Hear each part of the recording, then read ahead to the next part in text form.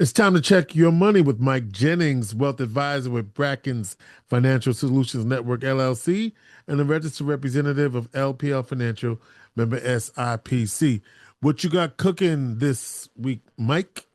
You know what, this week, George, I think we're gonna it's been a while since we had an update on the war in Iran and how that's affecting Americans and I mean really people all over the world.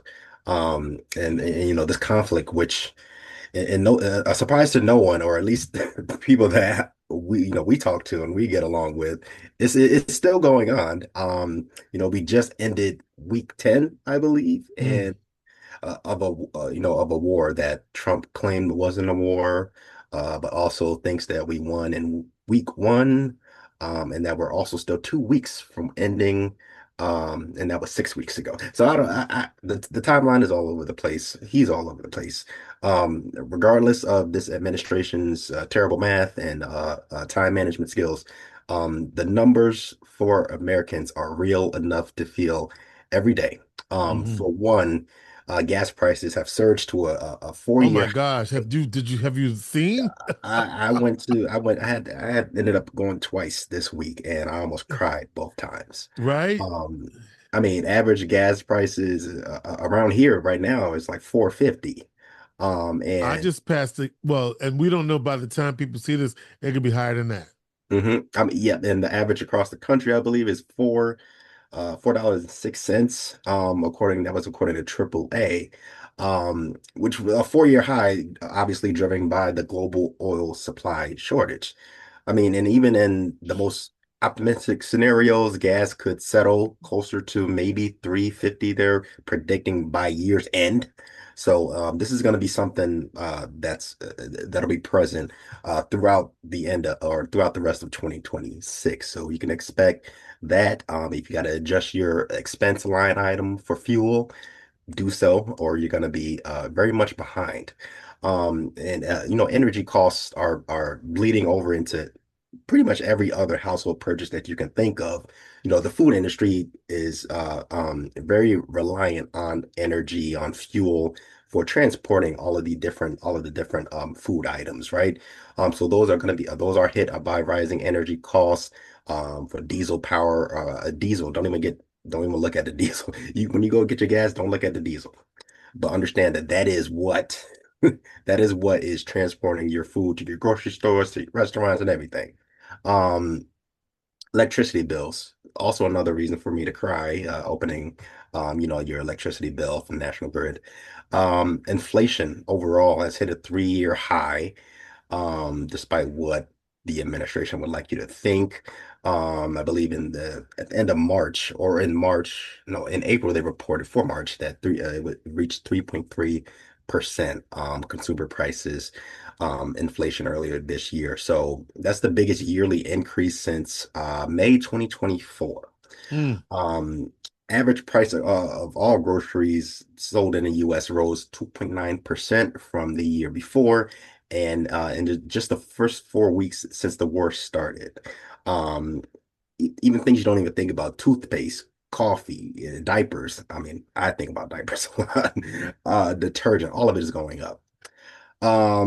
Travel, another a problem area. We have to might have to pour a little bit out for good old Spirit Airlines. Um, but you know, ticket prices are out of control. And obviously Well, we're I don't want to assume that people know that Spirit Airlines went out of business last week. yes, Yeah, yes. just doesn't want to assume that people Mhm. now know that. Spirit Okay. Airlines went out of business, and they cited the rising fuel costs Mm. as the reason. Again, administration, they're putting out other reasons why they shuttered their doors, but Spirit Airlines told you themselves that it was the fuel cost. Um, and we're getting into, you know, the warmer weather. People are going to start picking up on summer travel. You know, we're about to take our first trip with our little one, and we're driving, we're not flying. So be cognizant of that coming up. I know here in Syracuse, you know, we're not really into that warm weather yet. It keeps trying to come in and leave, and But summer is gonna be here soon, sooner rather than later. Or I guess I should say On the spring. calendar, anyway. On yes, on the calendar it's coming. Um, Obviously the Strait of Hormuz, that whole situation. Now there's a whole blockade. From that was the latest. From America, and that's threatening jobs and food prices all over the place. Again, we mentioned it when we first started this sort of series on the war. The Strait of Hormuz is really the world's critical choke point for food and fuel. One-third of the global supply of fertilizer travels through Strait of Hormuz, and we also told you that pretty much most of the world's supply for fuel comes from through the Strait of Hormuz. So that conflict with America is also intensifying. And that's one of the lead things behind the negotiations that are apparently close to being done, but not also close to not being done. And one side is asking for too much, one side is asking for too much, and it's all over the place. The food price shock, we mentioned that is rising, but that shock you got to remember, just like with fuel, it's going to be rising over time because we're talking Hmm. about a supply line, right? It could take a better part of 6 months, they're estimating, or even longer to feel the full impact of the shock reflected in these food prices. Um, I think with Purdue University, they put out analysis that predicted the broad energy shock from a sustained war could add 3 to 6 percent points to grocery prices over the next year or more. So again, and that's based on further along this conflict than what it is now. And again, there really is no telling when it's going to end.